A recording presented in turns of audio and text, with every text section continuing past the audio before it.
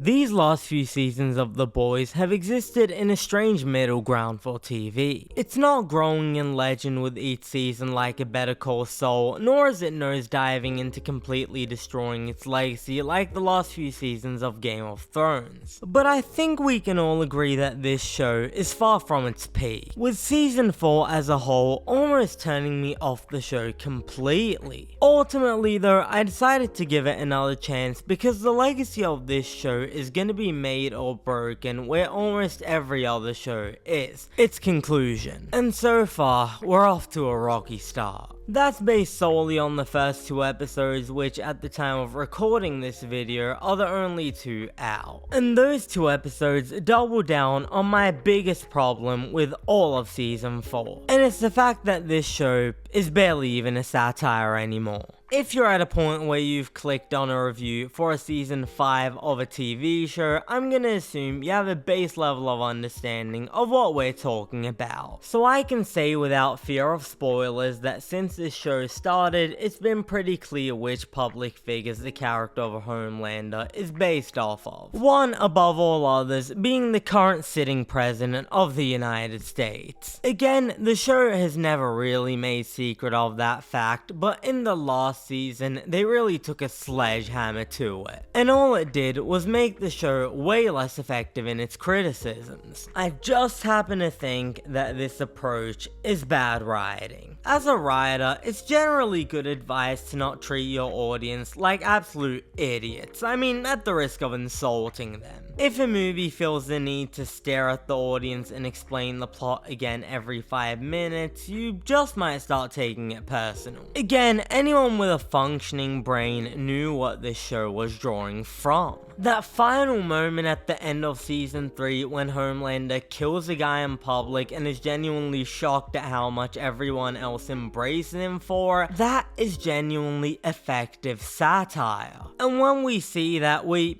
exercise our brain cells to draw a parallel between the character and real life. We use our brain cells to come to the conclusion that just like the character of Homelander realized he no longer has to mask his violent nature, so too do the politicians leading the biggest country in the world. The show managed to get that point across without holding our hand. So when I fire up The Boys season 5 to see a Homelander fan literally wearing a red hat at a political event, excuse me for asking, what's the point?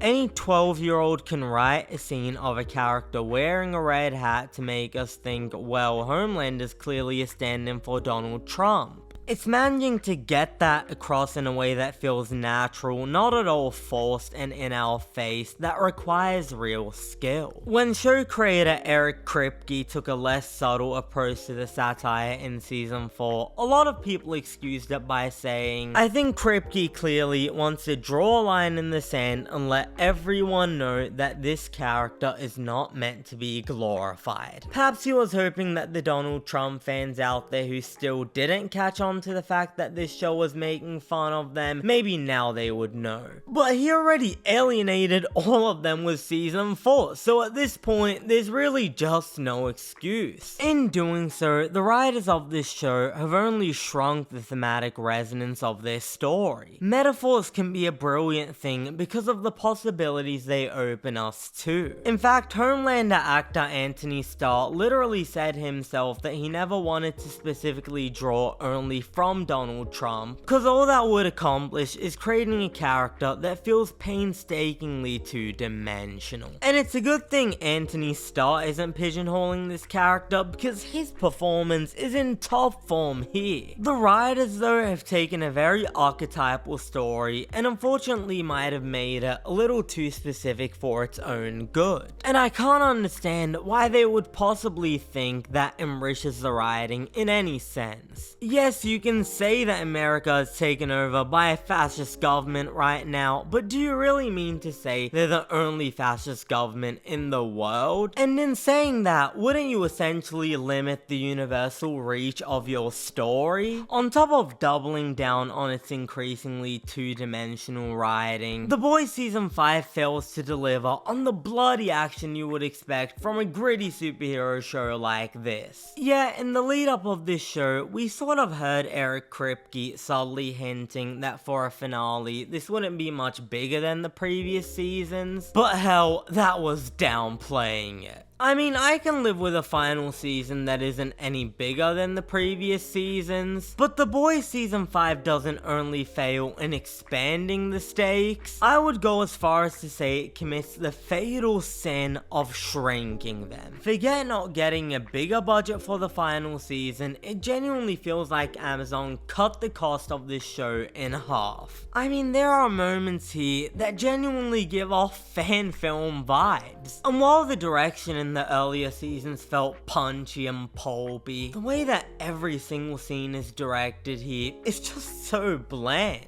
Yes, I get that we're going for a bit of a more somber season, but if you're gonna trade the punchy in-your-face sledgehammer direction, you gotta replace it with something equally as interesting. If you're gonna go the more intimate route, then you can still do interesting stuff with it. And these first 2 episodes consistently seem committed to making the most boring choices possible. I know that TV runs on a comparatively tighter schedule, but there is no excuse when you look at something like Severance to not try a single interesting thing with your cinematography. If you're not gonna do so by opening us up to this large-scale conclusion, then use the camera to take us deeper into the characters instead of doing the same boring shot reverse shot in just about every scene. Ultimately though, if you ask me if I'll be sticking with this show, the answer is still yes. I've spent years with these characters, and if they manage to at least give them a dignified conclusion in terms of writing, I'll be happy to say the show can at least walk away with its legacy still intact. But based on the first 2 episodes, we've got a long way to go before we can call this a great season. Thanks for watching. If you enjoyed this video, be sure to hit the like button and subscribe to the channel for weekly TV and movie reviews. And if you've had the chance to watch the first 2 episodes of The Boys Season 5, hop in the comments and let us know what you thought about it. I'm Cinemike, and I'll see you next time.